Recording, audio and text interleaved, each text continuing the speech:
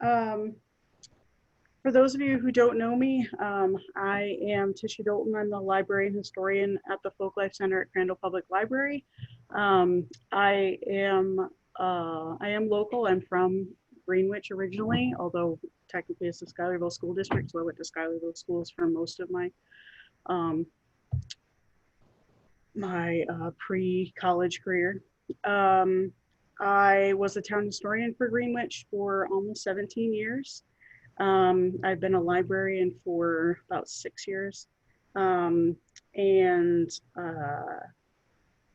Tim asked me to revitalize this Look magazine program, which was originally created by Don Mediver and Bruce Cole. And then Erica Burt Gagne revised it again later on, and I've done some tweaks to it myself. So I'm using a lot of those same notes from that slide presentation. A little bit of background on Look magazine. The Look magazine, Glens Falls Hometown USA photograph collection, as it's officially called, contains over 5,000 photographs, mostly black and white prints, but including 359 color slides, of which we're going to see about 130 of. These photographs provide a detailed portrait of the Glens Falls area in 1943 to 44 during World War II, showing people, streets, buildings, schools, churches, industries, restaurants, the hospital, recreation, parades, servicemen, and various wartime activities. Look magazine published a series of 6 articles in 1944 entitled Hometown USA, designed to present Glens Falls as a patriotic model of the home front during World War II, particularly looking forward to America's transition from war to peace.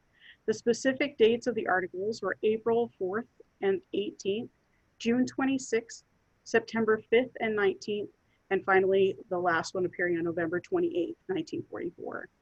The author of the series of articles was George F. Cother, associate editor of Look, and the principal photographers were Harold Rodenbaugh and Betty Truxell, with another person identified only as Sandberg, who only took a few photographs. But they basically came around throughout 1943 and early 1944 to take these photographs. So you will see all of the seasons represented in these photographs, which is pretty interesting. So just quickly, a lot of people ask, why Glens Falls? Why was Glens Falls considered Hometown USA? And here we have the copies of the 6 Look magazines that the different articles appear in. Part of the reason why the color slides, the color photos were actually taken, Look magazine within the magazine is only black and white, but their photographs on the cover or their illustrations on the cover are in color. So the idea was that they might use some of these color photographs as cover photos. However, as you can see, we have Fidel Castro there, we have Governor and Mrs. Dewey. A lot of times other more important news articles took the cover. So we were never, except for on the first issue, Hometown USA is listed on the top of the headline, but we never had a cover story, so to speak. There was always something else on the cover. Don Mediver recalls in his book, Saturday Morning, how hometown happened. I'm just gonna read part of this. One of the kids asked me the other day, why was Glens Falls named Hometown USA? I went through the entire story about Look magazine looking all over the United States during the height of World War II and coming to the conclusion Glens Falls most typified what every GI would think of as home. All kids are like Mike Wallace. They take your answer and turn it against you by asking another simple question. Yes, we know the story. The impatient to get to the real question answered offspring said, but why Glens Falls? Then later in the week, sitting in one of the great philosophical centers in the area, the Northgate Barbershop, remember this was written in 1987, we came up with the answer to why Glens Falls. Faced with the challenge of shearing my mop of hair, Joe DeVivo got to talking about the days when the Palace Lunch, Dick Collins' newsroom, Schultz cigar store, boxers in the Sugar Bowl ruled Bank Square. Everyone had a story to tell of the palace. We all agreed the shells and meatballs of each Thursday were the highlight of the week, and were quick to point out that the Irish cops loved them just as much as the Italians. Phil remembered a lot of the kids on their way to school at St. Mary's would stop in for a Pepsi and a piece of banana cream pie for breakfast. They were usually kids who had just finished their paper route or had just served the 7:30 Mass at St. Mary's Church down the street. The Sugar Bowl on the Glen Street side of the block held the same fascination for kids after school that the Palace did in the morning or for lunch. The front window was always filled with homemade candy, and the ice cream was also made right there at the bowl. Talking about all these memories answered the question, why Glens Falls for Hometown USA? It must have been the Research for Look magazine wandered down to Bank Square from his room in the Queensbury one morning and spent a couple of hours sipping coffee and watching the world go by in the Palace. He bought a cigar at Schultz, perfume for his wife back in Manhattan at Boxers, and had a hot fudge sundae at the Sugar Bowl. This is it, he thought. This is what every GI in a frozen foxhole in France or an island in the Pacific is thinking about. This is what home is supposed to be. So now we'll look at the slides.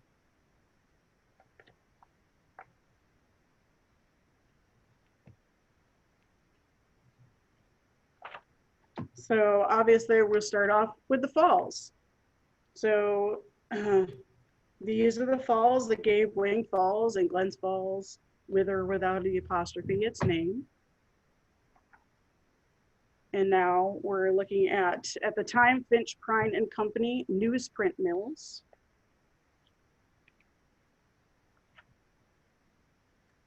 This is a pulp drive near Big Boom on the Hudson River between the towns of Queensbury and Monroe. This is right about where the Northway crosses over that bend in the Hudson. You can see the guy down here. And we have another of the logs floating down. They're floating down the feeder canal, looking upstream at the gas plant in Mohican Street.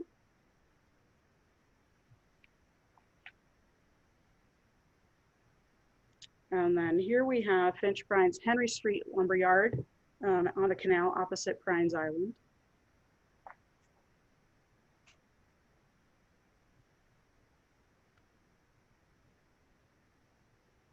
And possibly this might be Henry Ordway, we're not sure. Raising the US flag above the sewage disposal plant on Shermantown Road. It's amazing how, as you look through these, how well the red stands out in these slides. And here we have two unidentified men near the falls. If you look really closely, just a little off center on the bridge, you can see the spiral staircase that used to be on the old bridge that went down to Cooper's Cave. And then Finch Prine is off over to the left-hand side, and then the right-hand side is the plant in South Glens Falls.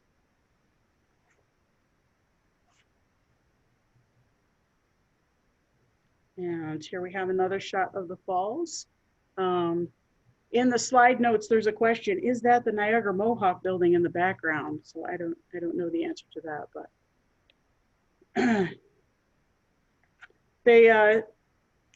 when the slides were discovered, the slides were kind of lost for a while.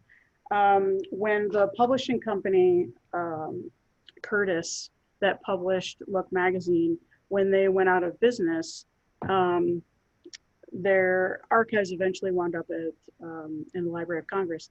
But we have this collection here, so this is a secondary collection. The slides were given and wound up with what's his name, Arthur Irving, and he kind of put those away. And when Arthur Irving died, the slides were rediscovered, and that's when they eventually came to Crandall Library with the rest of the photographs to complete the collection. So after they did that, they did these series of events with the slideshows to see if they could identify people and possibly any of the locations that no longer existed as they appeared in the slides, which we'll get to. A couple of the housing blocks are very different today. So here we have another shot of the bridge.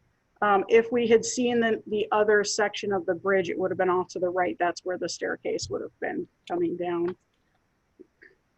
And now we're going to hop on the bus and cross the river into Glens Falls.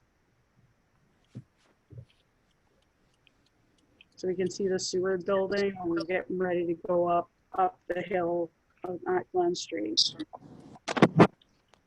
And this shot shows the Sawyer building, and well, the Civic Center is obviously not there, but off to the left in front of the Sawyer building is the McPherson Hotel. And the McPherson Hotel was listed in the Green Book for Negro travelers, as was McPherson's other location, as you can see on the page to the right-hand side of the slide. That's actually a page out of the 1949 guide. It's this supplemental guide. So it's the one for specifically for hotels and things like that, and resorts and campgrounds, as opposed to the other, which listed a lot of the tourist houses. So they were listed there from 1949, at least from 1949 up until 1967, even though the hotel had burnt down before 1967. But I was able to find that in the New York Public Library digital collections of their Green Book copies. And here we have Bank Square, now Centennial Circle, looking north on Ridge Street. The bus you can see in the picture, which we had kind of ridden over from South Glens Falls, belonged to the Hudson Transportation Company.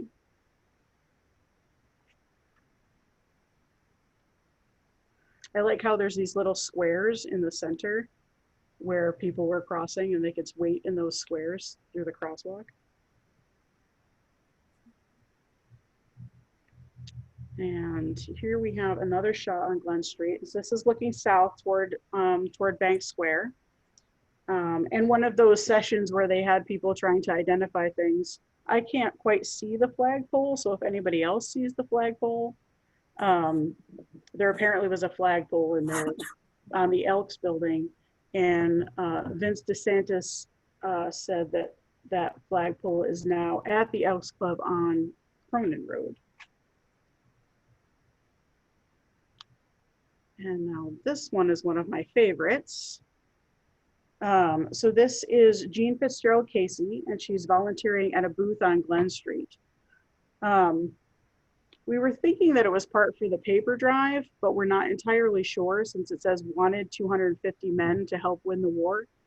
So I'm not sure why she would be doing an enlistment drive. So we're not quite sure what this particular thing was for, this booth was for, because of course they positioned her right in front of the sign that would tell us exactly what this booth was for. So it could have been for the paper drive. There's a lot in here that's about the paper drive, but we're not sure what this booth here on Glen Street was for. And here we have another shot of Glen Street, looking south toward Bank Square.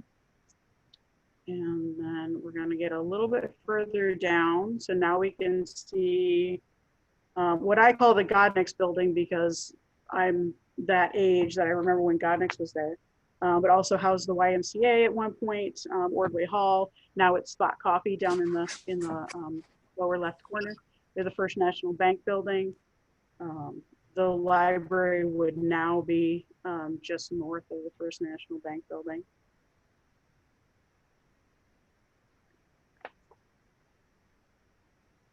And interesting note that In 1900 in Ordway Hall, the New York State Women's Suffrage Association held their state convention.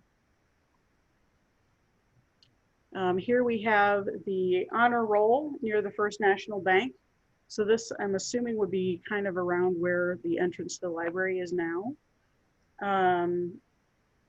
The lettering was done by Wilbur Simpson, who owned Simpson Signs, which at the time occupied the place where Larac is on Lapham Place.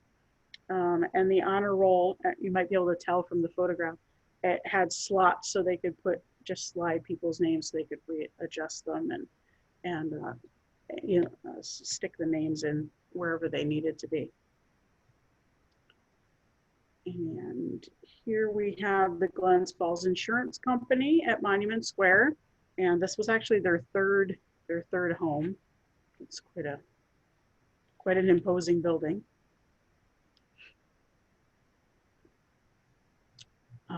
Again, you can see how beautiful the red comes through on these color slides.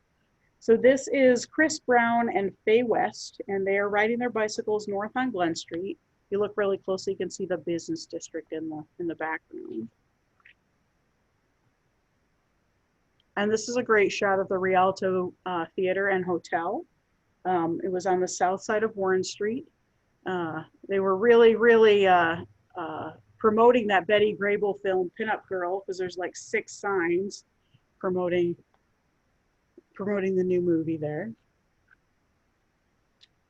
And now we have the Glens Falls Home for Aged Women on Warren Street, which is still there, though it's apartment building now. This one's got great colors in it. This is Joseph's Fruit Market, and it would have been, at the time, 138 to 140 Warren Street. So on Warren Street, it would have been between Platt and Greer Streets. And Mrs. Deeb is the woman selling the fruit over there by the weighing machine. And this is Glens Falls Hospital. That's what it looked like in 1943-44. Almost unrecognizable. So I'm going to share a little bit from a couple of the Look articles as we go through the slides. So this excerpt is from the first Look article that appeared in April 4th, and that was the biggest article. There was quite a few photographs, and it's about like 10-15 pages. What is there about an American town that makes it American? Surely the business section with its shops and stores, the parks, hotels, library, memorial statue, the churches, schools, homes, and factories. All these have their counterpoints in cities large and small throughout the world. But stones and bricks and mortar do not make cities, only people do.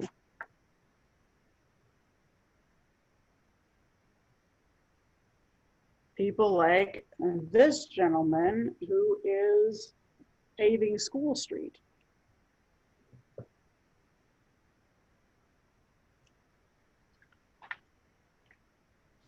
Okay. And our firefighters, here we have the hook and ladder truck of the Glens Falls Fire Department.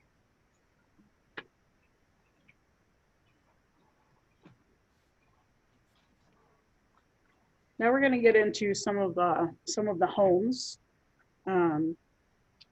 So this is Horicon Avenue, just below Crandall Park. And here we have Grant Avenue. A little bit later, we'll see Grant Avenue in the winter. This one here is one of the blocks that we believe it's West Washington Street between Glen and Bay Streets. But the block has been entirely rebuilt and doesn't look like that. So we can't be sure, but that's where we believe it was taken. And this one we believe is Culvert Street, and we think that it is the Liam Bruno's.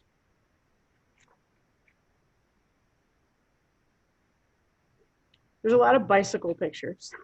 Bicycles are really popular, partly because of the gas shortage, and partly because of the young people riding bicycles. So this is Mrs. Janet Dewars was actually renting out bicycles from her home at the corner of Bay and Hunter Streets.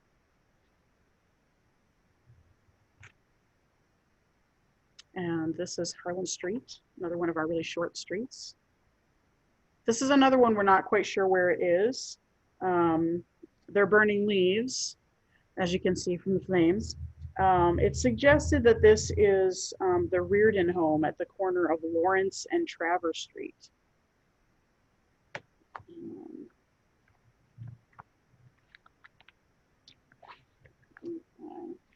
Here.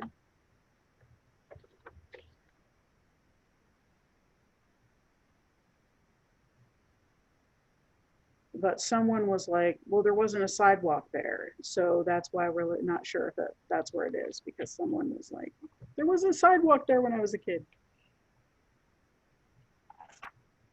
So now we're getting into a couple of the winter pictures.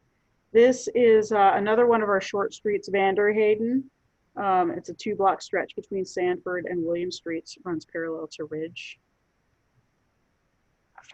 And this is the winter scene of Grant Avenue.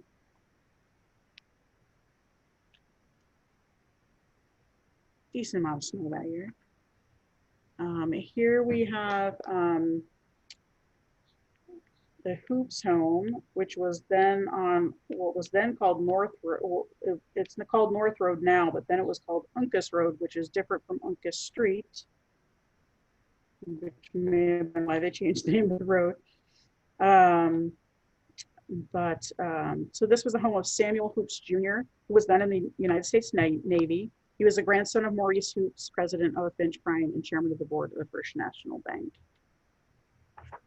And here we have the McMullen House. It was then numbered 401 Upper Glen. It's now 615. It's across from Crandall Park, if you're not familiar with it. In 1944, it was the home of Robert J. McMullen, who was president of the McMullen-Levins Shirt Company. Their factory on Lawrence Street, as many of you know, has been converted into the shirt factory with lots of artist studios and such. Here we have the Tate House, and that faces the Duck Pond. And in 1944, this house was owned by Alfred S. and Lena L. Clark. Alfred and his brother Robert G. were owners of Clark Brothers Silk Glove Manufacturers, and that factory was located at 12 Elm Street, which is now the site of the Mill condominiums. I like this one because Kensington Court is like one of my favorite buildings in Glens Falls, but it's not blue. So this blue color kind of struck me as odd.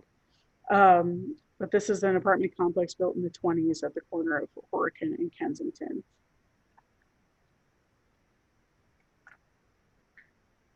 And here we have Sylvanus M. Thomas and his wife Jean. This was their house on Horicon Avenue. Mr. Thomas was a claims attorney with the Glens Falls Indemnity Company.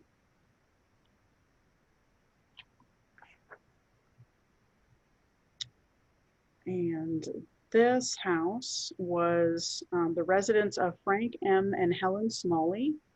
And Frank was an executive secretary of the Glens Falls Chamber of Commerce. He was also a president of Glens Falls Savings and Loan and secretary of the Glens Falls Hotel Corporation. So he was a busy gentleman. And this house belonged to Gunnar and Catherine Okeson in 1943. It was on Glen Street between Philo and Bowman. And Mr. Okeson was a manager at Fowler's store.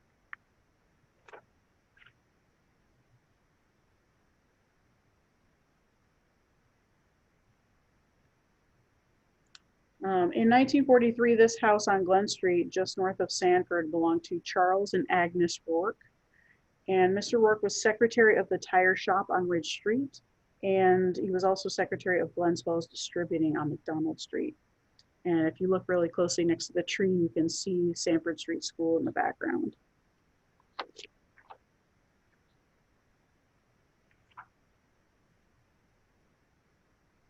And folks might recognize this house. A lot of people called it Dr. O'Keefe's house because Dr. O'Keefe lived there and had a practice there for a long time. And now it is the Bell House Inn on the corner of Bay and Sanford Streets. But in 1944, the house belonged to William F. and Ellen Donnelly. Mr. Donnelly was a shirt cutter at McMullen's Levin's Shirt Factory.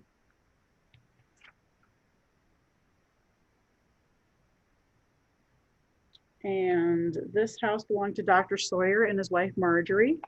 There's their house on Ridge Street. It's now 203 Ridge. A lot of the, Glens Falls did a big renumbering project over a series of years. So a lot of the numbers have been changed. That's why I say now it's this number. Dr. Sawyer was not only a physician, he was also president of the J.E. Sawyer and Company, which building we saw earlier on. And this is a shot of Western Avenue between Grant and Sherman.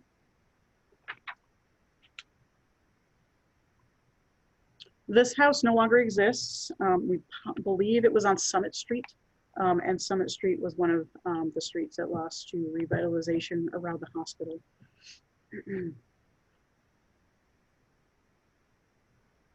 And this one, we're not sure as well. Possibly it was around the corner of Woodlawn and South Street. But again, we're not sure, probably been torn down. This house is really, really interesting. This house is called the Half House because as you can see, it looks like half a house. What we have here, this was again one of those houses where people were like, oh, I remember so-and-so. So it was suggested that it was Caputo's on Hartman Place. But upon research, none of the Caputos lived in Glens Falls in 1943 or any other time that we've been able to find. However, they did have a business on Warren Street at the corner of Rogers Street, which is called Caputo's Auto Sales. Hartman runs parallel to Warren between Greer and Rogers. So possibly the cars are at Caputo's, and you can see the one derelict car with its fender off in the front. But we do not know where exactly this house stood. But it's pretty interesting architecture. And here we have the First Baptist Church, and it is on Maple Street. And you can see Dr. Frederick B. Streeter's residence, which is no longer there. That's a parking lot now. But the First Baptist Church was the site for the 1894 Regional Suffrage Convention. And next we have another one of our churches. We have First Presbyterian Church on Glen Street.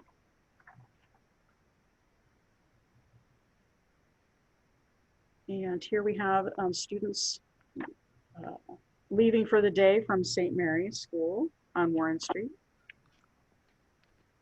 And we're going to get into some of the school ones. So here we have Glens Falls High School on Glen Street, which is now Heritage Apartments. And this is a good picture as well. So school's out for the day. Students leave Glens Falls High School on Glen Street with the aid of crossing guard Howard Allen.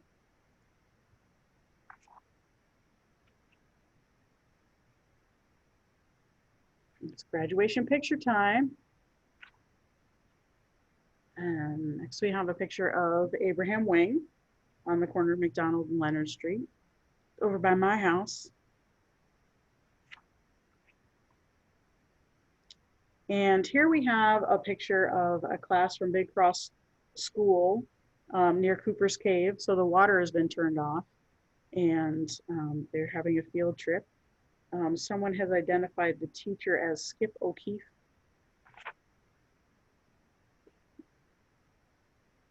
I like the boy who's dressed up in his little army uniform. And next we have Broad Street School. And the next series of pictures are actually going to be of students inside Broad Street School. And here we have the Pledge of Allegiance. They actually took a couple of pictures of these, of the Pledge of Allegiance and the school prayer, which is the next one. And those actually appeared in black and white in the first article.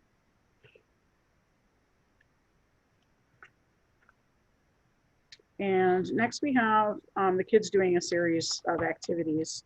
One of the things that they really liked doing during wartime was making model airplanes. So here they are working with their model airplane kits. And everybody's reading. This looks kind of staged to me. Some of them are pretty good with looking like they got them mid-action, but this was very obviously like staged. Because I don't know anybody who reads looking like that. Next we have, I don't know if it looks like the girls are doing some sort of drawing. I'm not sure if the boys must be trying to draw too. So we have a drawing of real life rabbits. I don't know many rabbits that sit that still for very long. And this is, I believe they're playing with turtles. So they must have had glass pets. And now we have story hour with Mrs. Twitchell at the Crandall Free Library. And now we have story time, and it appears to be winter now because everybody's wearing coats. Now we have a couple of pictures of Mrs. Hyde, now the Hyde collection. And we'll recognize some pictures, some images that are still there. The girls don't look very interested in the art right now.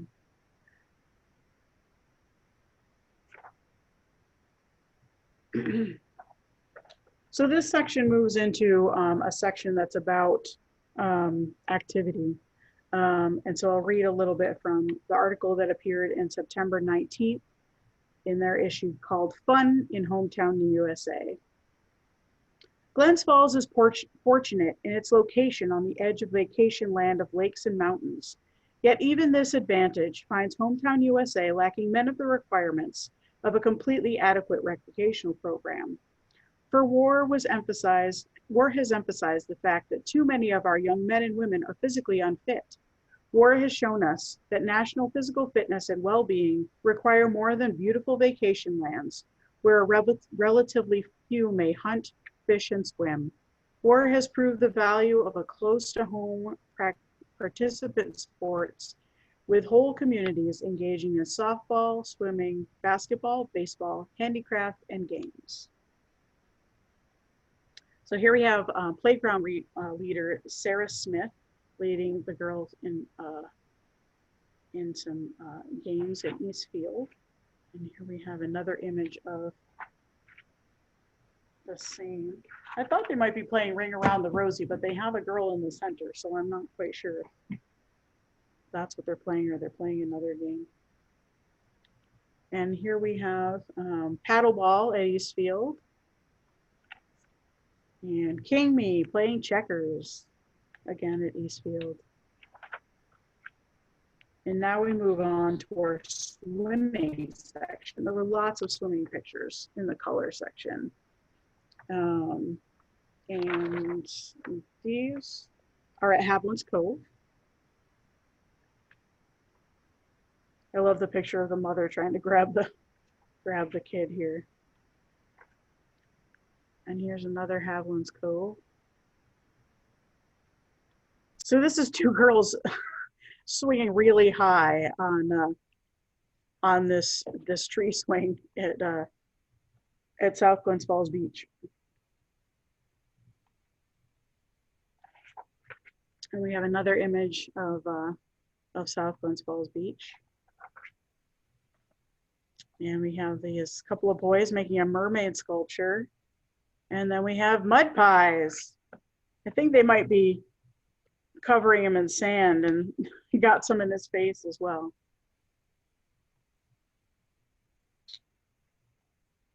And this is Round Pond.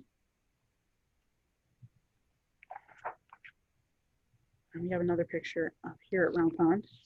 And the woman in the black bathing suit is Martha Moynihan. And it says flowered bathing suit, but I see 2 flowered bathing suits. But one of those ladies is Jane Moynihan. And then another one of the other 2 ladies is listed as Jane M. So we do have a couple identified there. But I just love some of these prints on these bathing suits. And here, 2 of the folks listed here are Peter K. Morton and Betty Moynihan, but I'm not sure which of the ladies is Betty Moynihan or which of the gentlemen is Peter K. Morton.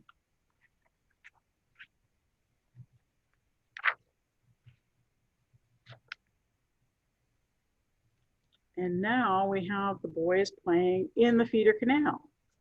So lots of options for swimming. I left out the one of the boys who decided to sneak under the barbed wire fence and go swimming in the quarry. And here we have the boys playing with, we think either frogs or turtles. It's kind of hard to see. I'll have to, now that they're scanned, I'll have to look and see if Kevin and I can figure out if they're turtles or frogs. But this is the boys on the feeder canal again, and they are, you can see the houses behind them, those are on Prine's Island. And then we have a random wet pooch. And this is Bob Buddy, Fifi Adams, Faye West, Dick Doak, and Mary Jane Knapp.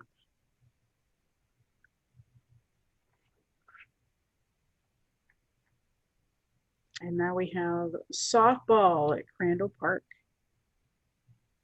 So there's a couple of girls softball shots. And now we have the red blue football with Coach Tommy Allen.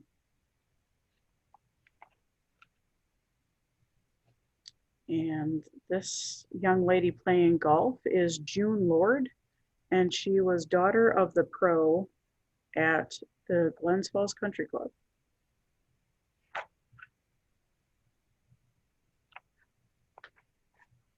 We have another bicycle shot here. And we have Aileen Hamlin, Shirley Leffingwell, Elise possibly Tate, and then Sophie Michaels and Jean Bingham Collins. Again, we're back at East Field at the swing sets. And now we're feeding pigeons in City Park with Crandall Library in the background. Another bicycle shot. I love this lady's suit and her saddle shoes.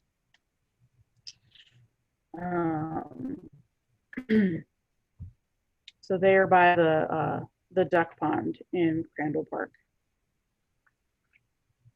And here we have, these are a series of pictures. When I was looking at these slides today, my daughter, who's a photography major in college, came by and said, "Those are beautiful." So she was very excited and was actually for once interested in one of the things I was working on. But this is Betty Traver Toomey.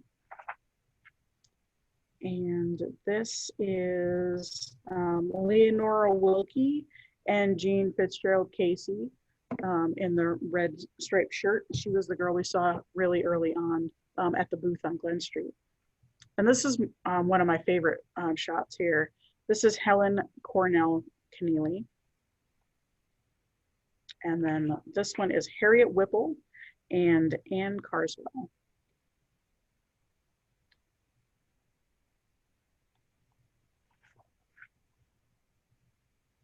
And now we're getting into some winter activities. We have a hay ride, and we're gonna go do some ice skating at Crandall Park. And two of these ladies are Gertrude and Hilda Bear.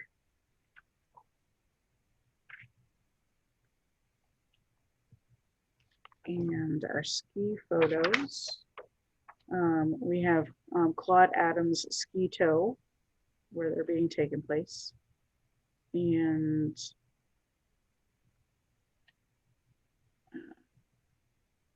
this is Mary Parker, Nancy Allen, and Barbara Fleming Howe are three of the folks here.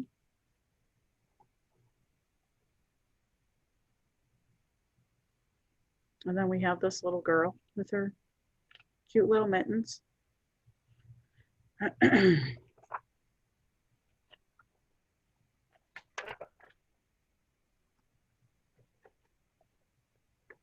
And from the April 18th article, A Hometown Fights the War, beneath its outward calm, Glens Falls is much in this war as the doughboys sloshing through the muddy mountains of Italy. 3,000 of its hometown's 9,000 people are in uniform. Glens Falls Industries have pooled facilities to put every available machine on war production. Its people have oversubscribed their quota in each war bond drive. Its educators have equipped a vocational school to train mechanics and welders for war work and the services. And while it produces for war, Glens Falls is planning for peace. The reconversion of its industries, the readjustment of its educational, civic, and social life. Everyone in Glens Falls is working, thinking, and planning harder, longer, and in more ways than ever before. So this is the Skinner family. We have Maud C. Skinner on the left, and in the center we have John Skinner Jr. and Anne C. Skinner, who would later marry Dr. Richard Blatt in 1949.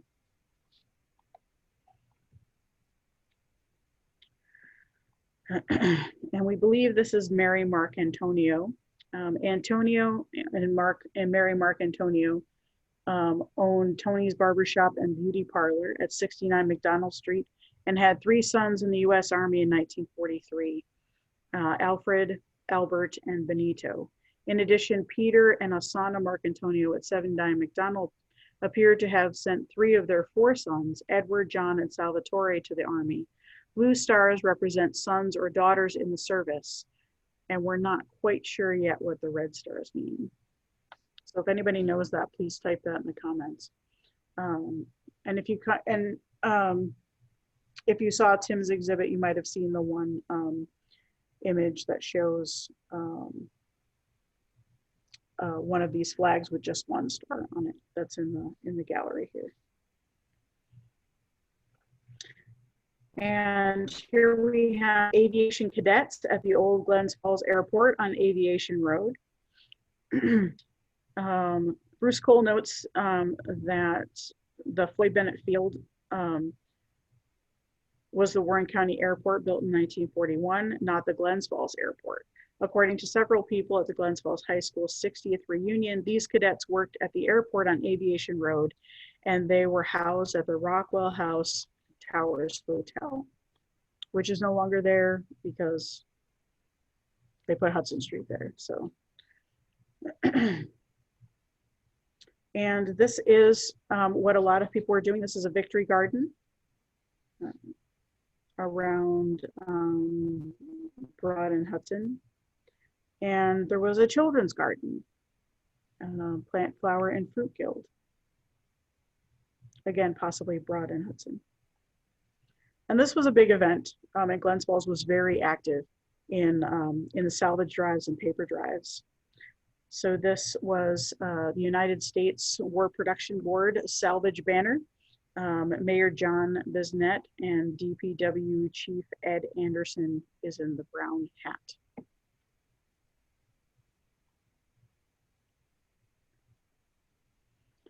And now we have folks going around and collecting paper for the paper drive. I didn't realize that that gentleman is driving a horse and carriage collecting for the paper drive. I just noticed that. I totally wasn't paying attention. I was more drawn to the woman who appears to be on the roof her house. This is on Ridge Street near where the Friends Church is,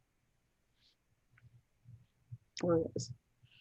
And now we have the beginning of the parade, which was signaling the end of the paper drive. It was a big event, the paper drive. They gathered so many papers. So they led a parade at the conclusion of that.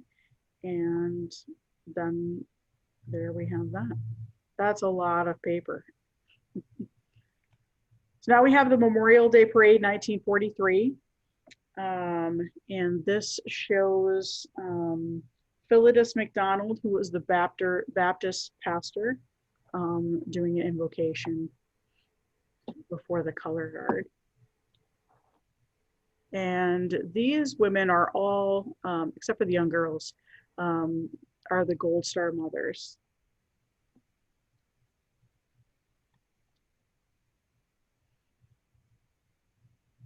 And in this shot, Art Irving, who was the one who eventually got the slides, and then we wound up getting them from him, should be somewhere in the upper right-hand side. Not quite sure where, because my screen is like missing that section. Here we have the Glens Falls High School Band, and some of the gentlemen here are Ed Bud Gertzen, Harold Silverman, Paul Cushman, Sonny Slater, and Frank Crandall is on the tuba. And now we have our majorettes. And the majorettes were from a variety of schools. And fourth from the left is Elise Page. And third from the right is Rosemary Reardon. And one of the other ladies is Barbara Hartman, but they haven't listed which one she is. So we have a couple of people identified in that picture. This is the State Guard Band. And then we have just a couple of shots of folks waiting on the parade route. This is the folks looking into South Street. And this next picture, I love this picture. This little girl is trying to help this little boy out. This is just called Kids and Flag. But I love this little dress this little girl's wearing. I totally would have made my daughter wear that. Here we have Sonny Slater. So at the end of the parade, they wound up in Crandall Park a lot of times, like we do with the Memorial Day Parade still. So Sonny Slater is playing the bugle, and he is in front of the Crandall Park Victory Monument. And here he is again.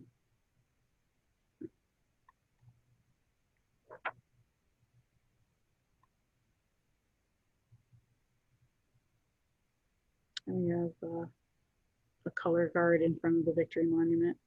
And we'll wrap it up with this photo of Cutchell's Dry Cleaners being closed because Harlan is in the Navy, and the weeds that have grown up since the business has been closed down. So just to wrap up real quickly, the other story that we have about why Glens Falls, in Don Mediver's 1992 book, he writes, a few years ago, an old employee of Curtis, long retired, remembered a different reason for the upstate New York selection. During World War II, there was no color film available to the public. It all went to the Signal Corps for military photos. Curtis Publishing Company wanted to shoot the Hometown USA project in 4-color as well as black and white, and went to the War Department seeking help. It was made known to Curtis executives that there might be a supply of color slide film available for such a fine patriotic project if the Secretary's hometown was given a bit of consideration. Robert Pattison was in the War Department and had grown up in a little place called Glens Falls, New York, a perfect hometown USA.